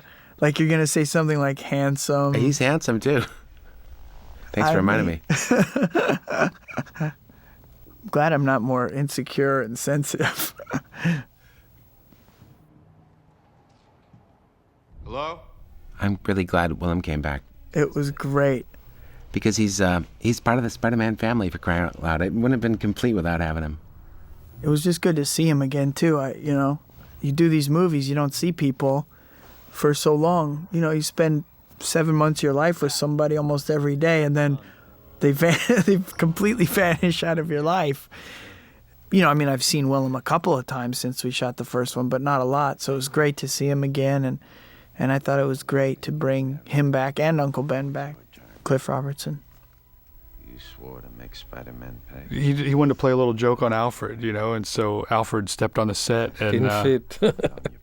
lo and behold, the Green Goblin was in the tentacles showing him how it should be done in the world of villains. And, you know, Alfred was a little concerned, then he saw who it was, and it was obviously a fun moment.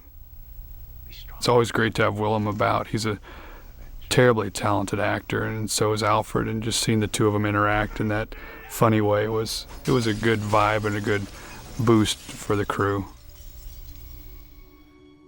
Ooh, does it get juicy now? What do you think the people are thinking in the theaters here? Are they just quiet at this moment?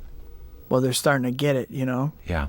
Obviously, fans of Spider-Man know that he follows in his father's footsteps, and people are definitely speculating that he's going to come back for the third movie as a villain. Of course, I don't know.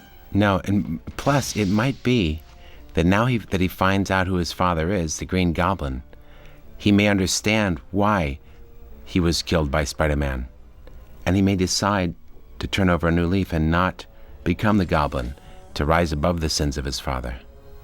That sounds a little misleading to me. It didn't work, huh? No, actually, that's very logical. That is very logical. It'll be interesting. This definitely sets up where I am extremely curious to see what happens further with Harry's character. I mean, I thought his arc was great here, and now I want to see the resolve of what happens to him. I'm dying to see the next scene. Great. You're not going to see it in this movie, folks. And we like the speculation. You see Dr. Khan as well. That's interesting. In movie one, we talked about Eddie Brock. And once again, it's always what's best for the story. I mean, for the end of Spider-Man 2 is what's best for the story is for him to find his dad's true identity. Whether that has an impact on 3 or not, is yet to become. But to tell the best story for 2, we definitely felt Joe. Joe Crotchlow, our executive producer, is the priest there. Makes a great priest. I want to talk to you about the ending of this film. The very last shot of Kirsten. Okay. Because I thought it was great. and it actually reminded me of The Graduate. What's the last shot of The Graduate? They're on the bus together. Benjamin is Hoffman's character, I think, Benjamin, right? Yes. And he comes in, he gets the girl, takes her out of, she just gets married. I think she's married, actually, right? I don't know if it's right before she gets married, and she runs off with him, and they get on the bus, and they're in the back of the bus, and it's a very ambiguous ending, right? You'd think they finally come together, this impossible love story where she's pushed him out of her heart, and he's been chasing her down. He's never going to get her. Finally, he gets her, wins her over. And they're in the bus going off to be together. And you kind of looking at the girl, and you don't know what their future is. Like, did she make the right decision? Do they really love each other? Wow. You know, this kind of stuff. Like, it should just be like a happy ending, but it's not. It's like there's a big question mark there. It's Hoffman and her in the two-shot? I think it's a two-shot. Cool. But it reminded me of that because even though here we have a really high moment, I mean, it then when he goes, oh, go get him, Tiger, is great. Like, yeah, he got the girl, and now he's going to fight crime, and he's got, they're going to be together. When you come back to her, I know she's worried, right? That's kind of the first level of it. Yes. But then I feel like there's also the question of like, okay, well, here we are, and now we're together, and now we're going to settle into this. Can't you respect me? And I feel like there are deeper questions more than just like, I'm worried about my man. I think so too. I love that. I don't know if that was your intent or Kirsten's idea or both of you coming up with that, but I thought it was great.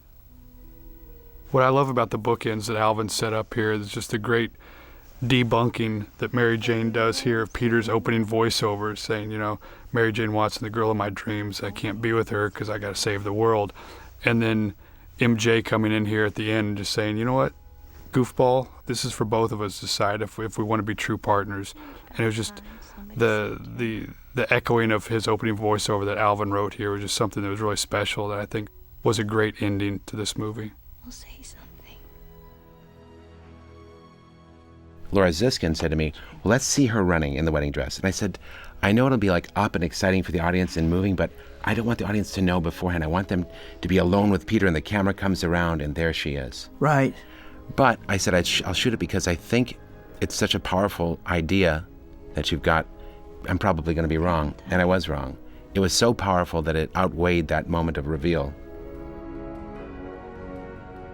I do want to say that I love working with both Laura and Avi as well because they both come up with such great ideas, and I think I've had an interesting relationship in particular with Laura over the two pictures because I've been in conflict with her a few times about ideas, and I don't mean conflict like heated conflict. I just mean like I would have one idea, she would have an opposing idea, right? And so often I would just embrace her idea, give it a shot, and it would be great. It would make the movie better. And that's what's great about movie making, I think. Well said. There's the movie. That's it. Thank you for joining us. I'm so excited to see what happens next, Sam. That's all I got to say. I hope you like it. I hope so, too. Thank you.